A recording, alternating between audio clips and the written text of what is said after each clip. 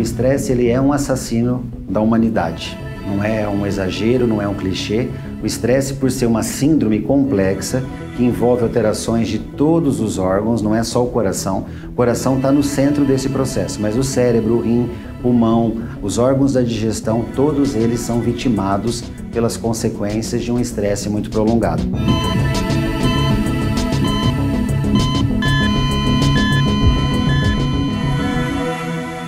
No cotidiano do ser humano, nos dias atuais, nós temos muitas situações estressantes. Eu gostaria de alinhar com vocês sobre o trânsito das grandes cidades. Esse é um problema crônico, as pessoas ficam extremamente sensíveis a atrasos de horário e ficam muito estressadas, não têm paciência, buzina de carro e assim por diante. A gente vê também nas relações pessoais entre as pessoas, aquela questão da intransigência, da impaciência, da intolerância, dificuldade de trabalhar em grupo. Isso gera muito estresse, muita desavença. A gente vê muito nas relações amorosas e isso no consultório cardiológico acaba sendo muito evidente. Casais que vêm aqui já separados, apresentando sintomas cardiológicos como arritmias, como dor no peito em função de uma traição, de uma decepção amorosa.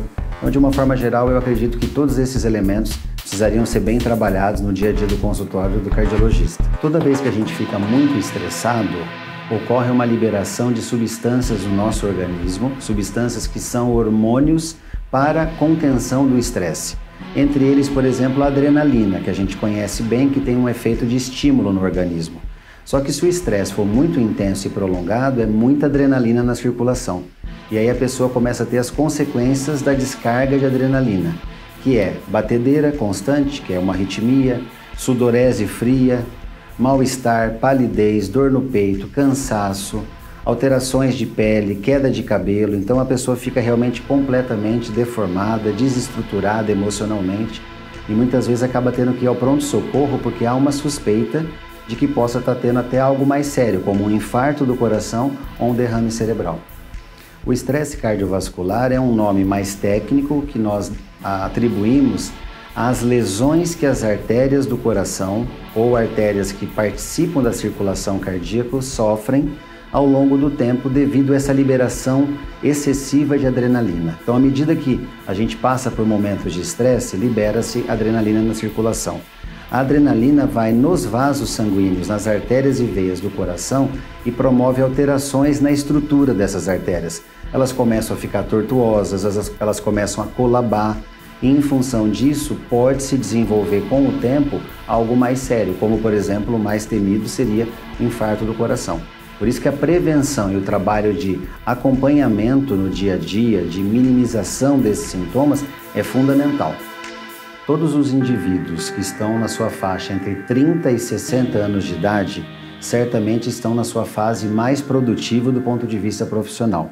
Essas pessoas tendem a ter uma carga horária de trabalho muito alta, com dificuldade de se alimentar, dificuldade de fazer exercício físico, dificuldade de controlar bem a alimentação e muitas vezes são pessoas tabagistas, obesas, com sobrepeso.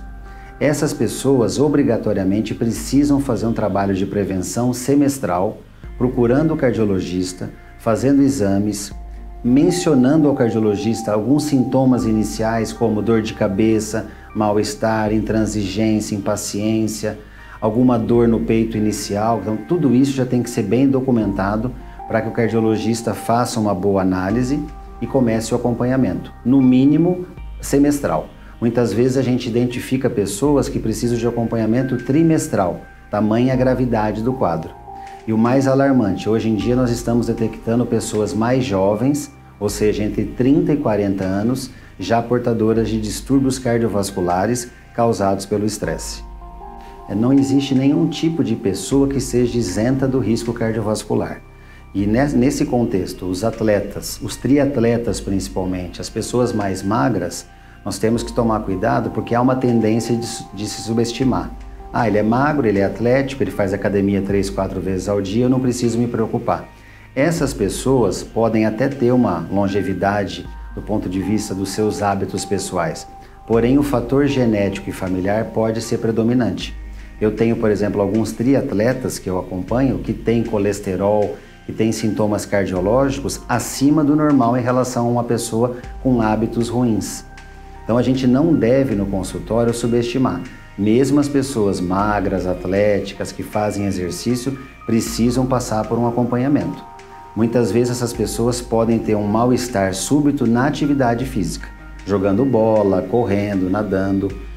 E como está muito na moda o exercício físico como o elixir, né, do bem-estar, precisa ter nessas pessoas um acompanhamento muito sério, até para saber que tipo de atividade que ela pode e em que grau que ela pode executar. Nós temos no nosso organismo uma gama de hormônios que são produzidos em situações de estresse. Eu ressaltei a adrenalina, mas eu gostaria de ressaltar um outro hormônio que nosso corpo produz, chamado cortisol.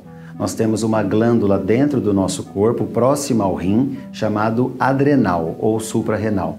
Essa glândula, quando submetida a um estado de estresse do organismo, então um nervoso muito grande, um susto muito grande, um período de jejum muito prolongado, um período de dor muito intensa, um susto muito forte, essas glândulas acabam produzindo cortisol na circulação, que tende a ter algum efeito de alívio diante desse quadro todo de estresse cardiovascular. Só que, por outro lado, o excesso de cortisol na circulação tem seus efeitos colaterais. Por exemplo, a pessoa fica muito inchada, então ela começa a ficar com o rosto muito inchado, as mãos muito inchadas, aumento do inchaço das pernas, por consequência, excesso de inchaço aumenta a pressão arterial, pode ter alterações de pele, é muito comum pessoas muito estressadas com o aumento do cortisol começarem a ter acne, queda de cabelo, quebra das suas unhas, as unhas começam a ficar frágeis. Então, uma série de alterações, tanto digestivas, cutâneas e cardiológicas, que o cortisol em excesso pode produzir. Mas lembrando que ele é um elemento que tenta conter as consequências do estresse cardiovascular. Porém, em excesso, ele acaba culminando e gerando esses problemas colaterais. As pessoas se matam ou por um mecanismo neurológico e psiquiátrico, porque há o suicídio derivado do estresse, ou ocorre a morte realmente pelo estresse em decorrência de um infarto do coração ou de um derrame cerebral ou de uma arritmia mais maligna. Então o estresse não pode e não deve ser subestimado, ele mata e mata em grande quantidade.